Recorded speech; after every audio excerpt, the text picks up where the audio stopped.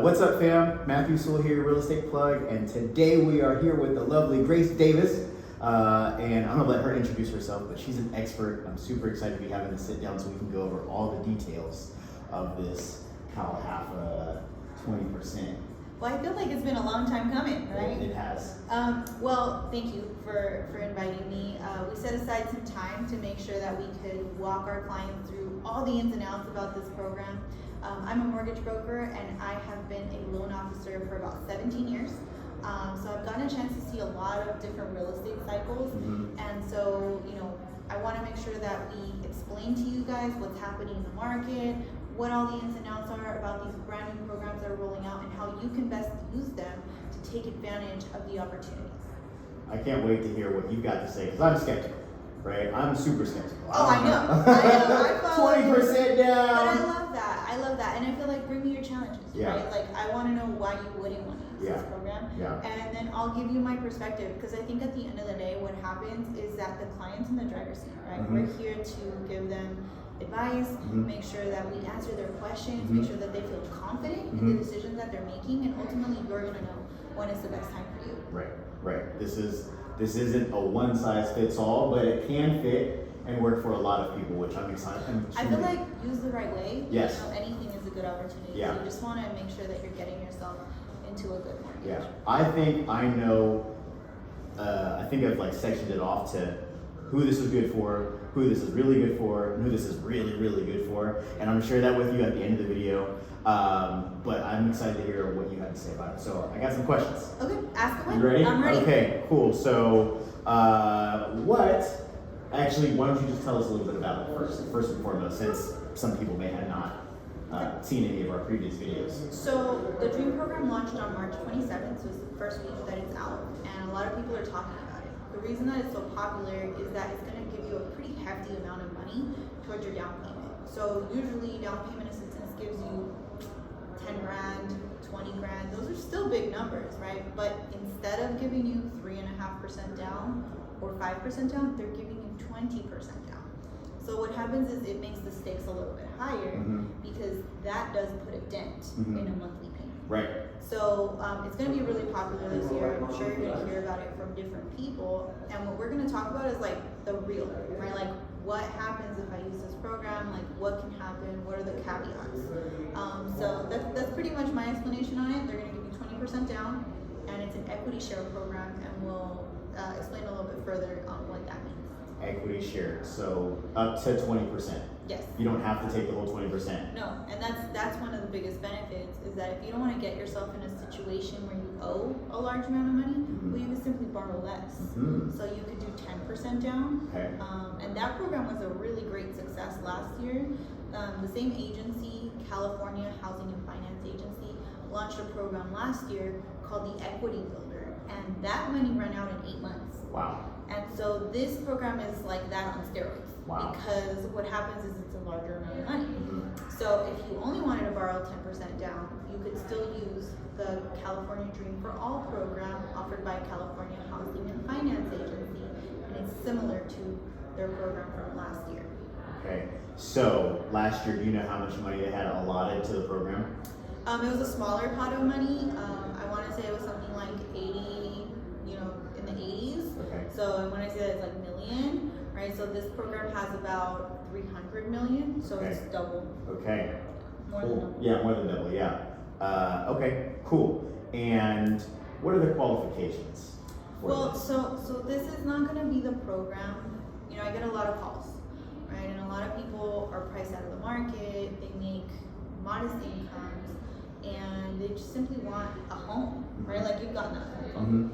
And so what happens is that if we were to open the doors, right? And when I say we, I mean California Housing and Finance Agency, for a person to overextend themselves and borrow more than they can afford, that is a recipe for failure. We've seen that already. Yes, and it's a recipe for foreclosure.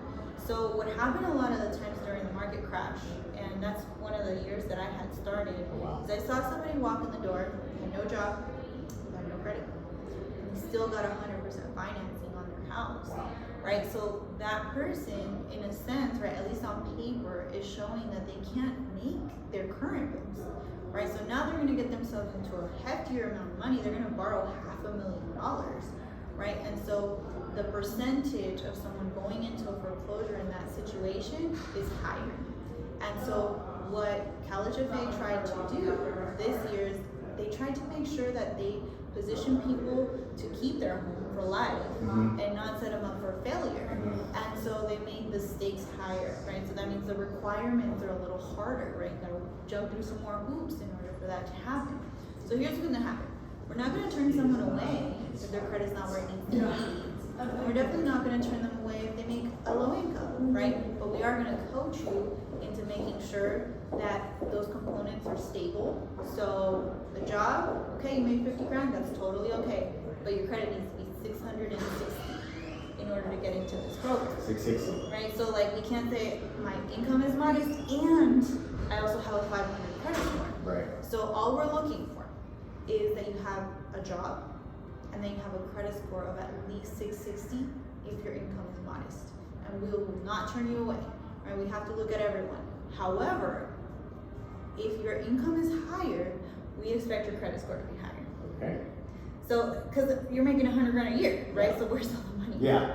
Where's this money going? Yeah. So if you're making, and it's called 80% of area median income. So there's like statistics nationally based on where you live at. From Fannie Mae, right? And so they say, okay, in Vallejo, should make about $89,000 a year. And that puts you in the low income category. We're gonna be more flexible. We're gonna go easy on you. 660 score. You make $87,000 or more, your credit score needs to be 660. Okay. 100K or more, you gotta be at 680. Yeah. If you're 100K or less, 660. So where it's not gonna work, right, is if the credit score is like at 590. And on top of that, your income is modest, right? Because one, you're priced out of the market, and two, we want to make sure that you're able to repay this money back because we're letting you borrow. Right. There's other programs for that though. Just if you do have sub 660 credit score, there's other down payment assistance programs which you've got access to. So again, like we cannot just like turn you away, right? But we're gonna give you alternatives. So for the Dream program, credit is extremely important, so make sure that your credit score is looking good or that you ask for some advice so that we can point you in the right direction, one. And then here's the alternative, that you can still get down payment assistance with a 620 score or higher, so those people that are in that 620 to 660 category, then you're going to be qualifying for loans called the Genoa Fund, that's a down payment assistance program. There's another one that's called the Boost program. I don't know if you've heard of the Boost program. Boost. Not booze. Boost. Boost. So that one is also a down payment assistance program. And then CalHFA has one too, and it's called the My Home program. So those are like what was already around, right? Like if you didn't hear about this new program, that's probably what we would have placed you in last year, whether your score was excellent or not. So you're still getting like something good. It's just that, for the Dream program, it wouldn't really work. Okay, yeah, so if you want that 20% down assistance from good old CalHFA, you gotta come with a 660 or better, depending on how much you make. So those are. And if you're at 650, well, we're gonna show you what to do, right, to get to those scores. There's also this like algorithm that you have to run through, and it's called DU. So it analyzes risk, and what it does is it says, okay, your credit history, there's some stuff that needs to be corrected there.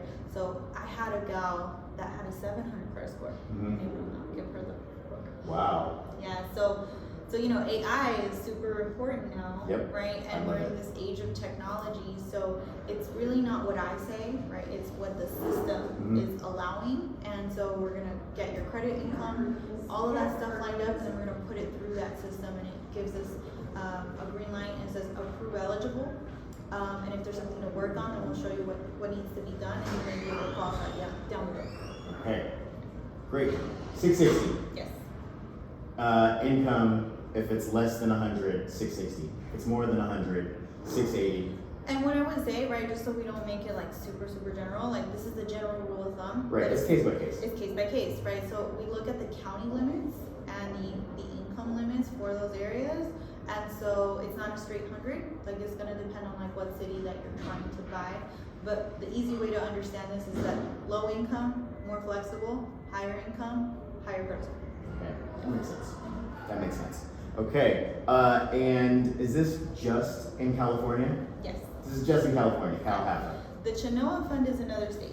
Oh. So there are other states that offer down payment assistance. So if you're in like Vegas, Vegas has an HFA. So if you're listening to us from another state, what you want to do is Google down payment assistance in your state and look for HFA government-backed programs, because they basically have that in other places.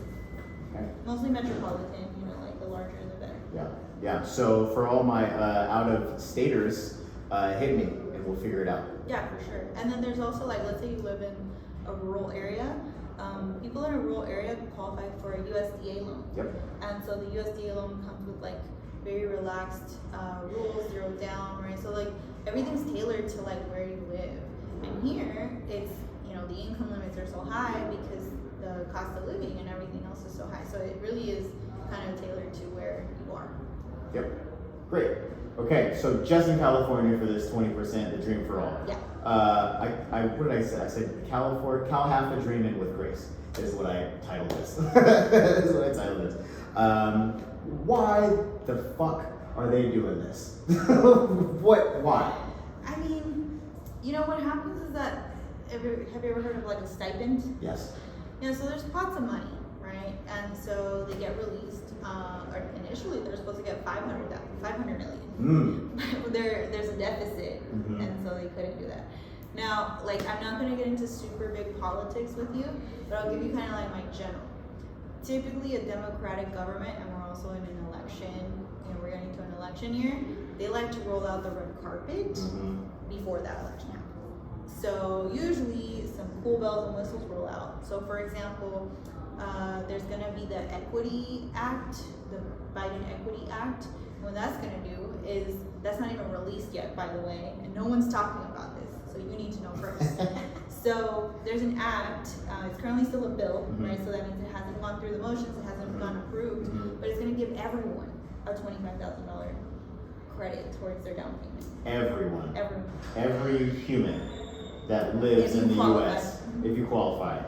Interesting. Big, I've right? heard about it, I haven't seen the details on it, so. Because they're not out, right? Yeah. This is not released. Yeah. And so like, so you got inside information. I do my research, right? So I like to stay in the know on what's happening because I want my clients to get it first. And so this is completely not available. So if you call me and ask me for $25,000, it's not there, right? But we want to know what's coming up. And so I think it's a big year for down payment assistance, and the current regime that's there is really big on like giving back, you know, to the community, like stuff like that. So there's a lot of like government subsidized programs that roll out. They also reduce mortgage insurance as a whole. So like when President Obama left office, he reduced mortgage insurance. That was his last thing that he did, right? Thank you, Obama. And it was so cool. I was super excited, right?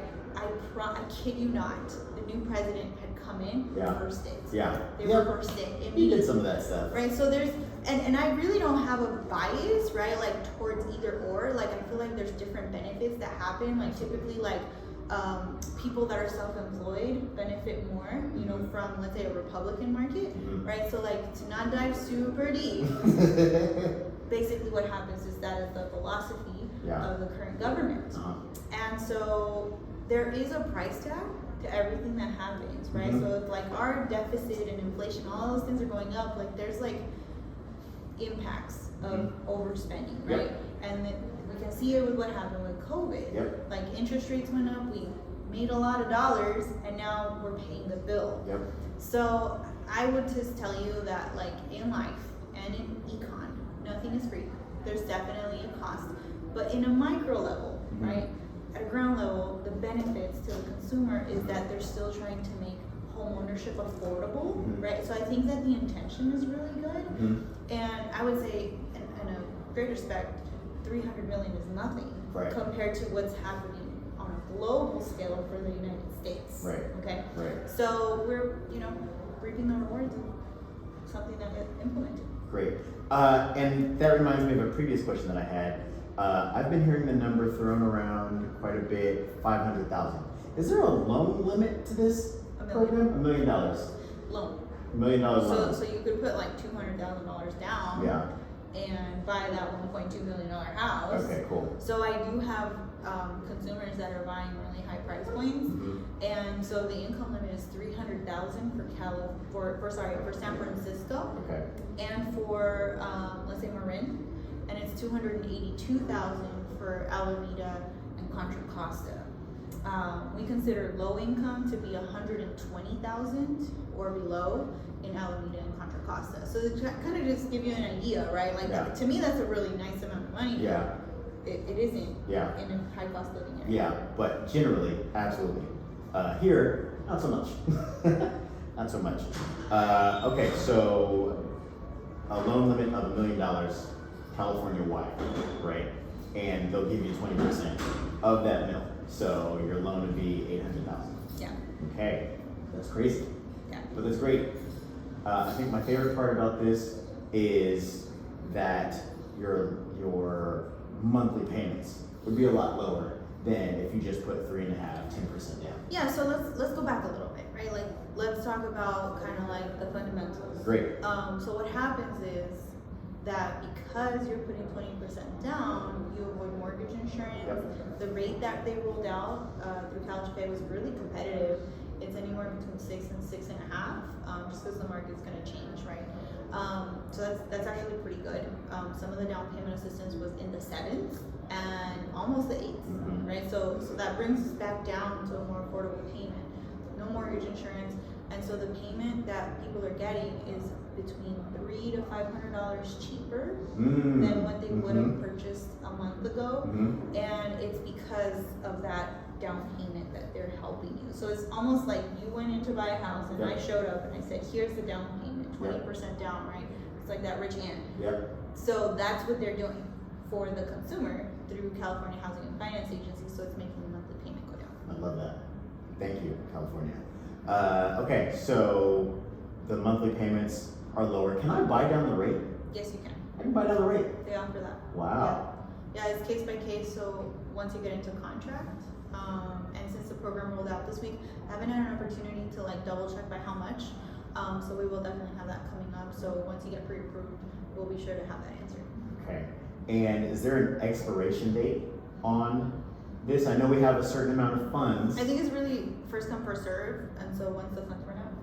Okay. And then because it's a loan and you're gonna have to pay it back, what their intention is that the money can be recycled and then given to someone else. So they do plan to, be here to stay for the future, but I think it'll take some time to see some of those funds come back. Okay. That makes sense. Speaking of recycling, can I use this program more than once? No. No. You can only do it once, one and done. First time home buyer. First time home buyer. Only. Okay. So if your husband has a house, you can see it on your tax returns. Even if you file it separately, we're going to Google your address and then check the public records, and you have to disclose on your loan application that you're married. Oh. And it is fraud to not disclose that on your loan application. Wow. So even if you guys have separate, if you file separately. I mean, I'm very creative, right? So I don't really like to say no until I check it all, right? So I will check for you, but I just want to make sure that we're preparing you guys for success, because the last thing we want is for you to get in a contract, spend money on an appraisal, inspections, and then not be able to close. Right. Yeah. No, that is no bueno. Okay. So generally, you can only use this once if you're a first-time home buyer, and if you're married and your significant other has a property already, you might not be able. You want the pro tip? Yes. If you're not married, we can't really grill you about that. Great. So if you're engaged, then then buy separate properties before you get married. Use your FHA situation. Your one and done. Use those before you get it's married. such an advantage. Yeah. That's how I did that. And it was such an advantage. So that's your money marriage management tips with Matt and Grace. You didn't hear it from me. You heard it from me. Listen. Okay, cool. So there's no expiration date, just when the money runs out. You can only use this once. Oh, you did say first-time home buyers. So you're technically a first-time home buyer if you haven't purchased a house property in the last 3 years? So I'm gonna throw you a challenge question. Okay. If you owned an inherited home, Ooh. are you a first home buyer? Inherited a home. Yes. I've never purchased. No? What? If I inherited a property and never took out a loan on it. And that's why I'm asking you the question, right? Because we want to challenge each other today, Yeah. right? Like I want you to tell me why you're a first time home buyer. Yeah. Wow. Well, I think I would be a first time home buyer because I never purchased a property. Home buyer has the words in there that you bought the home. So the moment that title gets transferred to your name, right? So if you're not the title holder, wow. you own a home, right? Yeah. So like if you owned a home outright, okay, and you basically just don't have a loan against it, okay, ownership is ownership. Now you say own, you say inherited. If it's in a trust, Different. You don't own. that see, and that's what I'm thinking about. Yeah. Okay. Cool. Yeah. Cool. So that's the workaround, right? So like we can't hold that against you. A living trust and stuff like that, you don't own it yet. Yeah. You're gonna own it, Okay. right, in the future. Okay. So if in today, if you hold title to any home out of state or at all, then you are considered a homeowner, and we will check public records. If it's So in your name. some people don't know that. Yeah. Some people, they don't even know that they're on title Yeah, to wow. a home. Wow. So that one's really important, and it can be a pitfall. Yeah. Yeah. We definitely want people to avoid Well, those. sometimes it's not your fault. Like Yeah. I think that, you know, you don't know what you don't know, and that's why you have a representative, right? Me, Matt, in this case, to make sure that we do those research, you know, and get back to you with those answers. Hey, great. So thank you for that. Didn't know that. Now I know. Pro tip: make sure your home is in a trust. Make sure your home is in a trust.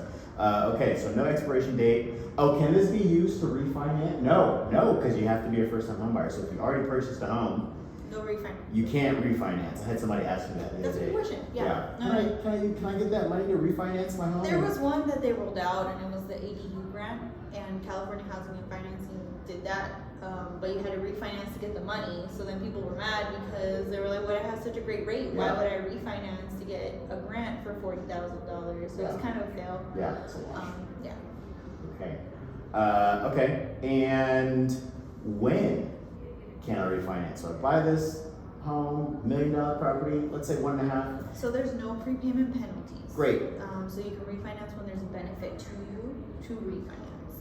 So they will allow you to refinance once without paying back the money, so it won't trigger a payback, but it only once. What do you mean once? So if I'm like, I don't want to have to pay back this equity, because that's my thing. If I don't have to, I don't want to have to pay back the equity. I understand that's the agreement, right? But if I can refinance once, what does that mean? So you can refinance, and then California Housing and Finance will subordinate. So they're going to be made aware that you're refinancing every time you come in to apply. So they will not agree to subordinate the second time around. They'll ask for their money back. So they'll allow you to refinance, keep a nice low mortgage, only once. So if I refinance, I use a completely different program. That 20% that they gave me, I still have to give them that, right? But I don't have to give them the equity. No, well, to refinance? Yeah. No, so they actually built this into the note, and I read it today. If the balance on the loan that they gave you hits 0, it'll automatically trigger for them to reassess your equity and charge the equity portion too. Oh, wow. So like what happens is that you could do a refinance for just the first. Okay. And leave the second floating there and not Okay. pay it off at all. Oh, That's okay. what's called a subordination. Okay, got it, because this is the second. But if you pay off the balance, right? Right. Let's say you come into some money, they go, Right. let's check the equity. Okay. Because we want that too. Right. And they want 20%. There's no getting out of that. There's no getting out of it. Okay. Yeah, and they really were very clear on the verbiage, so I was kind of like interested when I read the note today, because it's like, they said if your balance hits 0, Yeah. we will automatically charge you the equity interest portion of the loan. Okay. And that goes to another question. I tried to put these in order, but It's this a is how lot. it's Yeah, a lot. So if your balance goes to 0, they're gonna charge. But what if you're not refinancing? You just pay it off because your balance will go to 0, right? Yeah, so that's why they addressed it so specifically. Yeah. Right. So you don't have to refinance to pay this off. You could get a bonus from work and some savings and pay it off, right? But they're gonna reassess your equity at that point. So there's no getting out of it. There's no getting out of giving them the equity. Here's the pro tip, right? And like this is why we wanted to get together today. If the home hasn't gone up in value, you owe them zero. Okay. So it's zero interest. Okay. So if you are coming into some money in 2 to 3 years and you take advantage of this program, that's how I would do it. Yeah. I would get out of the loan ASAP so I could share the least amount of money I could with the bank. Okay. The least amount. So pay it off as soon as possible? Really? Because there's no getting out of the equity. But if it hasn't gone up and we're not in a market. Right. So that'll be probably for the next maybe 5 years. So somebody asked me, like, should I be remodeling my kitchen then? Yeah. Oh, no. Don't do anything. No, you need to save all that money and pay it off. Yeah. So don't do all of those upgrades, because usually we give you the opposite advice. We go, hey, if you invest in your equity, your home's gonna be worth more. Yeah. So remodel your kitchen, do everything, right? It's a little bit of the opposite. Now, if you're gonna be hanging on to the loan for a long time, I mean, don't stop yourself from living safely in a house. But yeah, you don't want to like give away any equity. Wow. Okay. So let's say that I hold this. Let's say that I hold this for 30 years, right? It's a 30-year fixed, correct? You can do shorter terms. No, 30 years. You can only do 30 years. On the second, yeah. On your first, sure. Yeah. Wow. Okay. You can do whatever you want on the first, but it's the second. So most buyers don't get a 15 or 20-year loan when they buy it, but then they refinance and get a 20 or 15-year loan. So yes, you can do that. However, on year 30, you're gonna get a very big bill for your down payment assistance portion, because we didn't forget that you owe us, plus your equity. So if you have 30 years worth of equity, I'd be really disappointed for people to hang on to the house for that long and not refinance it. And I do think that's gonna happen. Like there's gonna be one-offs where like someone passed away, you know, whatever that is. It would probably be better to sell it if, like, let's say you had a emergency in the family and a spouse passes away. Sell it so you don't hang on to it, or just be really, really aware that it's almost like having a reverse mortgage in a sense that like your monthly payment will be very low, but the bill comes due eventually. Yeah. You know, so and that's the danger that people need to be super, super aware of. So when you're taking listings in 10 years, you're gonna need to check public records before you take the listing, because a lot of people, 3,000 people, are gonna have this loan. Yeah. So. 3,000 people, what do you mean? So when they did the math for how many people 300 million helps, it was roughly between 3,300 people. Wow. Because they're giving $100,000 a piece. Yeah. Wow. I hadn't done the math in my head yet, but that makes sense. 3,000 people. I have like 3,000 people just on my social media stuff. So that means it's gonna go fast. This is gonna go fast. Yeah. Good Lord. Yeah. And once it runs out, we don't know what the next.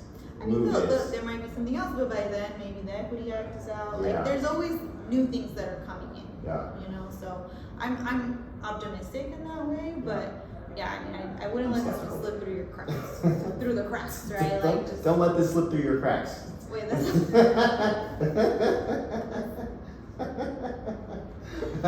Don't let this program slip through the cracks.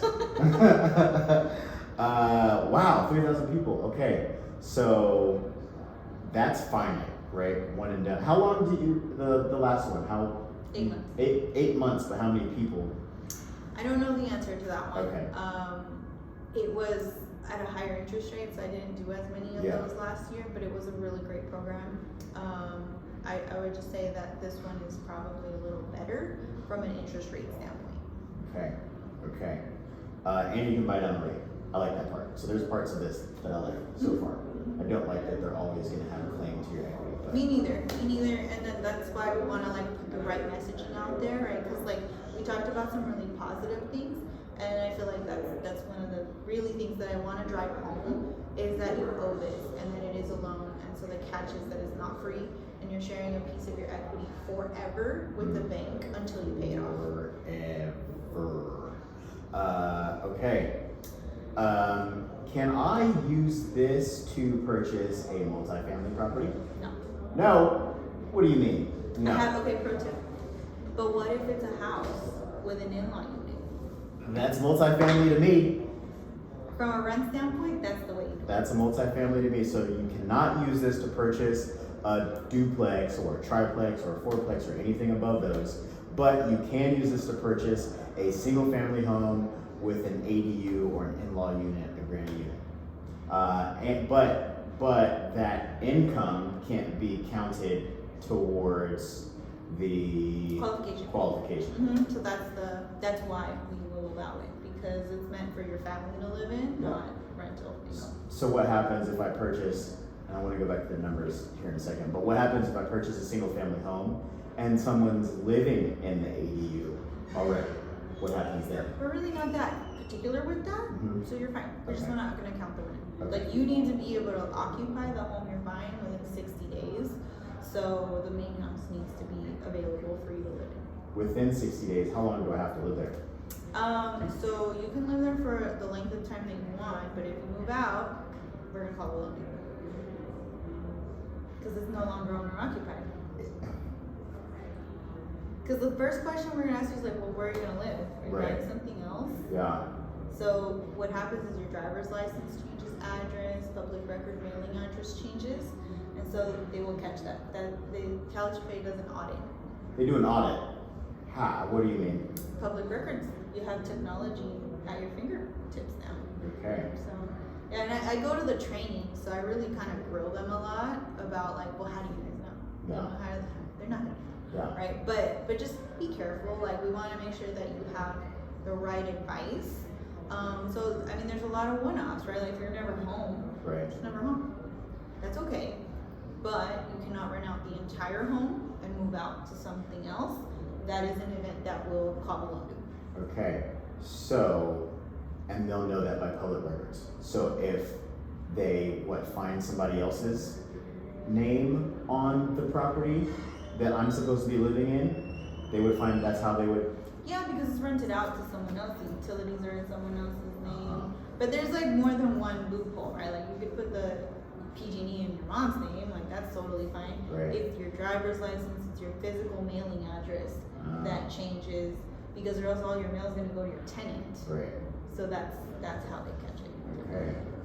So you can live there for as long as you'd like, but if they notice a switch in primary resident, they're going to call it due. Acceleration clause. Wow. Okay. Interesting. Yeah. I don't like that. I know. I mean, it's just like, but it's designed to be owner occupied, right? So like. But what if I want a vacation home? So that's different. Vacation home you can buy. Okay. This is still your main house. So how far does if I want to buy a second home or a vacation home, how far? As long as it's not your main residence, Yeah. you're fine. Because like, there's a lot of people that like to do Airbnbs and stuff like that. Yep. You can still do it. Me. Okay. So I feel like that could be a topic of conversation for like another day, right? Like, how do you do that? Yeah. So we can you still have to have the main house. Yeah. I mean, well, technically it would still be owner occupied, right? You're still getting your mail there. You're still living there. As far as title goes, your license and all that still attached to that address. However, we got guests coming in all the time, making a lot more money. Like, that's where we can't micromanage what you do with your home, right? Like how you use it, because that's important, right? So that falls under like the real estate enjoyment category, right? But what you can't do is you can't fully rent it out, but because you're getting a special loan that comes with those restrictions, so that's how I would interpret it. Okay, and we said that you should pay this off as soon as possible.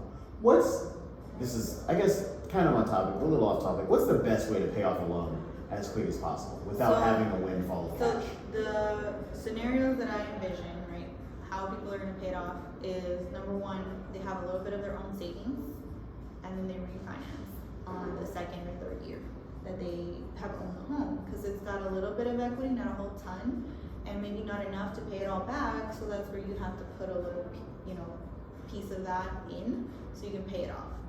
number two, if you come into some money, right, and you can refinance it that way, then you save until you can have a lump sum, and that way you don't throw that all on your mortgage payment. If you win the lottery tomorrow, Yeah, right. you can, but it doesn't Good have luck. a prepayment penalty. Yeah. So like you could, Yeah. and Yeah. it won't stop you, and the value hasn't gone up, so you won't owe us anything extra. Yeah. So you are allowed to pay it off any time, but the most common way is going to be through refinance. So that'd probably be the most straightforward. Okay. I've heard that if you make an additional payment towards principal every year, you can knock about 7 years off your mortgage. Yeah. Okay. So same loan term, like Yeah. no change there. Okay. So you can use this to purchase a second home as a vacation, right? Well, you can't use this program. No, not this program. Yeah. But you can purchase a vacation home on your own separately. And there's no prepayment penalty. And we already went over the one-time refinance where they won't, what did you say? It won't trigger paying back the down payment assistance. Okay, cool. And when do I have to start paying on the second? We said 30 years. Year 30. Year Or 30. Other than that, 0 payments. Okay. Or if you sell or refinance after your first time. Okay. And what happens if I want to sell before I have 20% equity in the home? I mean, I think that's where like the danger lies, right? Where that would be a short sale. So if you don't have enough to get out of the loan, you have to short sell. Oh, interesting. So then what does that mean for home buyers if they... So what a short sale is that you owe $600,000, but you're selling the home for $580,000. You're short, right? And so you have to ask the bank for permission to sell it for less than what you acquired the home for. It's almost like a foreclosure, but a little less terrible. So, for all parties involved. So you probably are definitely not going to be able to get a down payment assistance going through CalHFA. Again, they do keep that record. And then secondly, you won't be able to get an FHA or a conventional mortgage. FHA for 3 years, conventional maybe 4. Interesting. So there's always a solution, right? But like you are gonna put yourself on the like do not lend list with CalHFA for a period of time. Yeah. Okay. Wow. Okay. So if you want to sell before you have 20% equity, it's gonna have to be a short sale. Wow. Did they talk about that? They covered that. I don't think that people realize that. Yeah. But like, I mean, you could put money out of pocket for it to be a regular sale. You have to list it high enough to get that offer. You would have to disclose that to the other side to make sure you hit that number. So like, there's ways to get out of it. But in worst case scenario, that would be what would happen. Okay. That is a worst case. I don't like that. But I guess that just comes with the territory of. Well, you're buying 100%. Yeah, 100% financing. Yeah, so that's why banks don't want you to buy with 100% financing at the beginning, because it's harder to get out of the loan. They usually like to see you have some skin in the game, which makes the sale. But you could have some skin in the game because they don't limit you to put a down payment. You still could put a down payment. Right. You can put down whatever you want and still get this 20%. Yeah, some people are getting a loan for 50% and then they're getting 20% and they're putting the rest. So they're getting like a solid loan. Yeah. But it just depends on what's available to you. So who do you think is the ideal recipient? I see like a young family that has like an income and a credit score, but that doesn't have a whole lot of money in the bank, being the ideal candidate to buy this home, or somebody that was priced out of the market and qualified to like $400,000, had their stuff in order and was just like super disappointed that they just couldn't qualify to $600,000. So if you qualified to $400,000 and you know that you have credit and income, but you just couldn't qualify to a higher monthly payment for various reasons, I think you should reapply, because that 20% is going to bump you up to $500,000, and now you might be able to find something. So it won't be like something super luxe, but you'll definitely be able to get into them. So I think this is ideal for someone who obviously qualifies, right, and who wants to have a lower monthly payment, right? Because no private mortgage insurance And putting 20% down, your monthly is going to be much lower than it would had you put anything less than 20% down. So it's a good deal for someone who wants to stay in the house for a little bit and just cares. You don't care about selling, you don't care about the equity, you just want... You want your foot in the door for home ownership and a reasonable payment. Yep, Yeah, no, I agree. This will definitely give you a reasonable payment. I also think this is a really good deal for... this is a really, really good deal. I'm skipping one, but this is a really, really good deal for someone who wants to have that low payment and can get something with an ADU, right? I love that one. I know. Yeah, that's my favorite one. Yep. That's what I told my cousin to do. Yep. She's gonna buy a house. She's like, how would you do it? Yep. That's what I would do. Yep, get this 20%, your monthly payment's gonna be low, and if you rent out that other spot, you can take that money and pay off your mortgage faster, or you can reinvest use it. the rent to like chip away, right? Like do the math. Like I'm a numbers person. Yep. So and I will help you do that. Like if you ask me to tell you how much the rent is gonna give you per year so that you can pay off this loan in 7 years, I will show you the math for it. Yep. A scenario that I'm going over is, okay, so let's say that and I'm not gonna give percentages and stuff, but let's say that you rent out the ADU. You can take that $1,000 a month, $2,000 a month, and invest that in an index fund where your return. We gotta take a break. This is a whole different, I love it. But I love it. I think that's the ideal situation. You want a low monthly payment, and you find something with an ADU. That's my specialty. I love finding those. And then you take that money and you reinvest it, rather than just I'm gonna put. Which you can do that. Inspired. You can do that. But if you reinvest it in something that's going to give you, year over year return, 10%, 8%, whatever, that's the biggest one. I love it. That's the biggest one. Okay, well, I'm all out of questions. Thank you so much for inviting me. Thank you. Yeah. Thank you for being here. This has been You're always welcome great. at our office. This is my new space, actually, and I'm going to show you the ins and outs. The view is amazing. Yeah, absolutely so amazing. Come visit us. Okay, perfect. All right, well, it is I, Matthew Sewell, your real estate plug with Grace Davis. Hey, all right, and we're going to sign out. Thank you so much for being here with us. Peace.